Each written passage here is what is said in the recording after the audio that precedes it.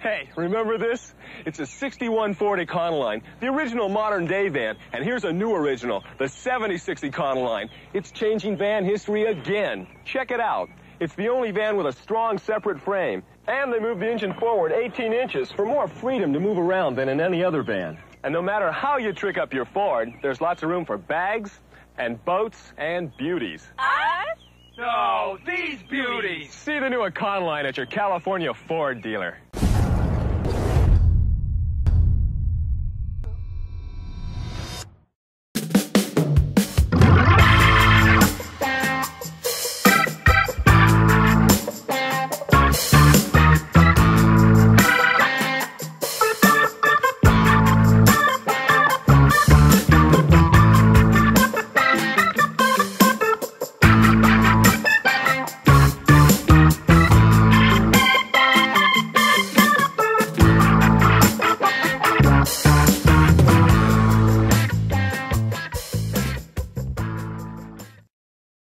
Welcome back to PA Street Scene. For those of you that are new here, my name is Derek. Make sure you're hitting the subscribe button and also the notification bell so you can keep up with our latest content.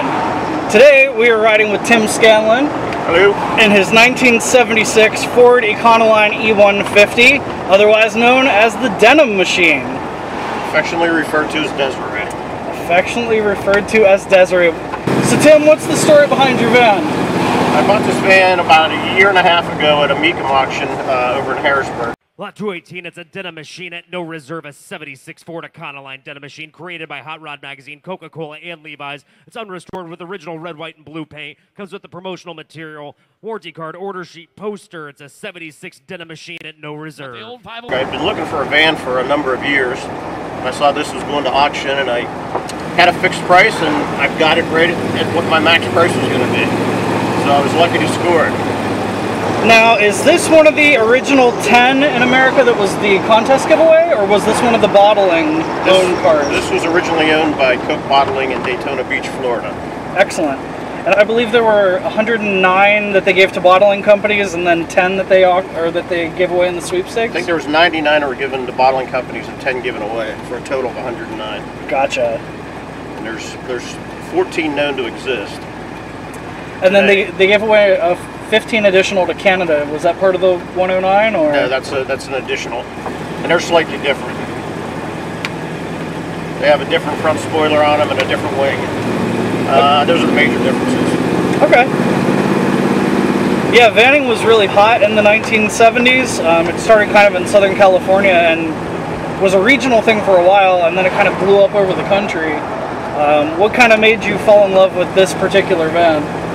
Well, I've always wanted a old 70s cruising type van, and when I saw this coming up for auction, I couldn't resist but buying it. I remember these from when I was a kid. Yeah, it's definitely a time capsule, that's for sure. And is it all original, or? It's all original except for the tires and the battery. Yeah, it's got 47,600 miles on it right now.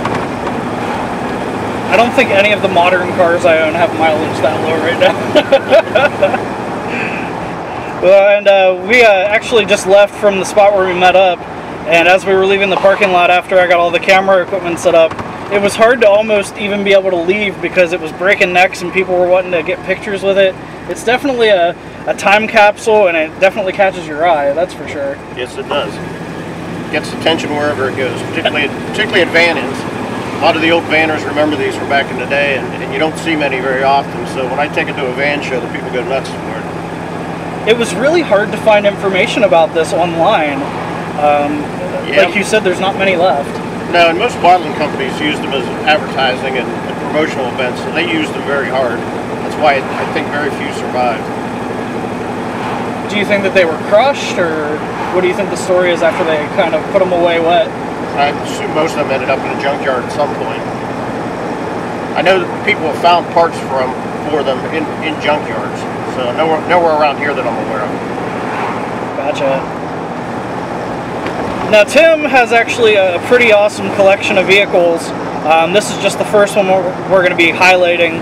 But Tim, what are some of the other vehicles you own? I own a 1963 Volkswagen Beetle.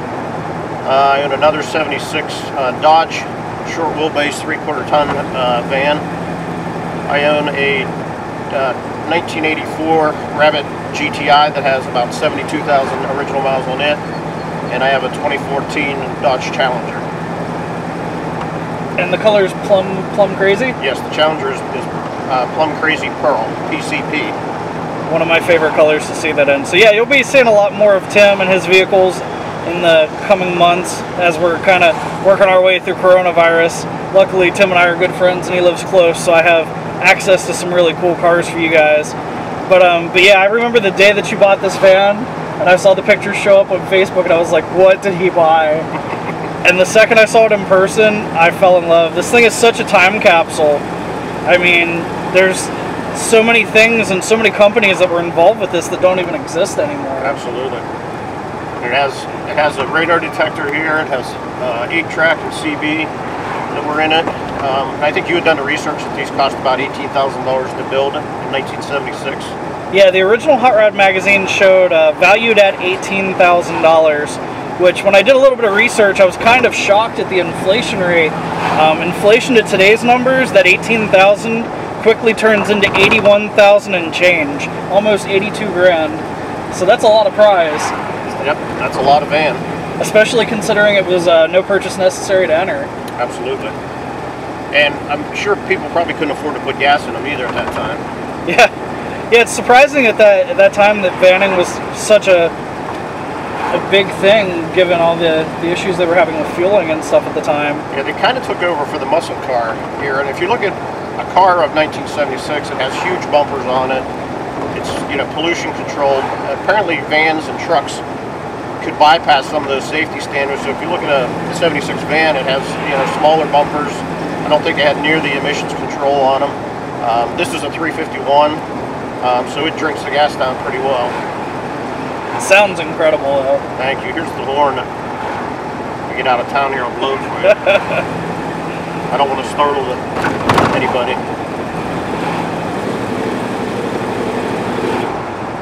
And you can definitely tell when you're riding in this that it does have some history to it. It's definitely not a brand new van, but the condition is just incredible.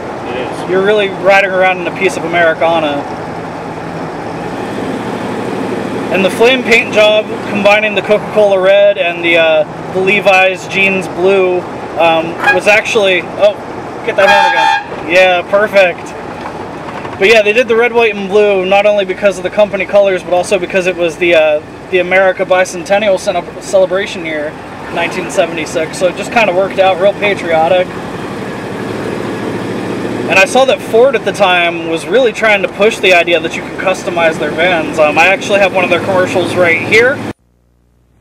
This is Merton Grundy. He was only small change at the bank, but recently he started to change his image. He got the newest design in vans, a Ford Econoline, which he did his own thing with.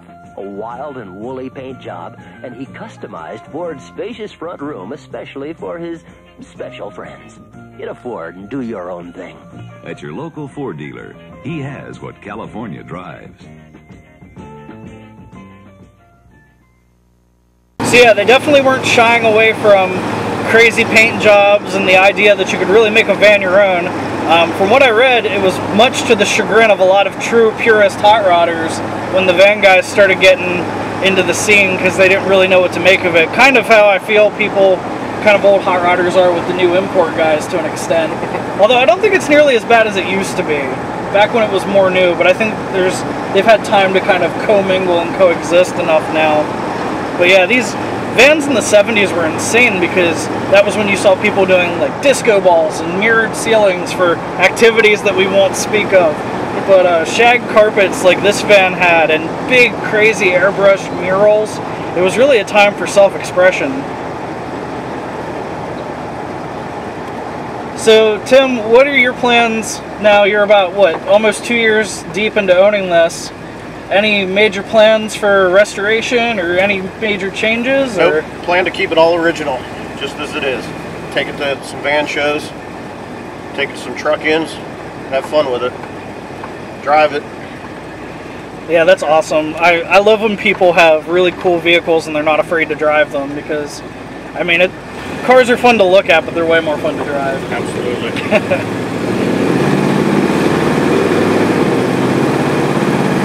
Those side pipes are insane. They sound so good. They do sound good. But they do stick out a bit from the bottom of the door panel, so you got to be careful when you're getting in and out. It's kind of like hopping off of an old Harley. You don't want to barbecue your thighs or your calves. All right. Well, that was another episode of PA Street Scene. Thank you all so much for joining us. Thank you so much to Tim. I appreciate it. Like I said, you'll be seeing a lot more of Tim. And once things get back to normal, I really enjoyed doing this review. So make sure to write me or comment down below if you have a cool car you'd like to see a review done on. I'll be happy to review them and take a look at what we've got in the area. So once again, thank you, Tim. Everybody have a great day. Stay safe. Take care.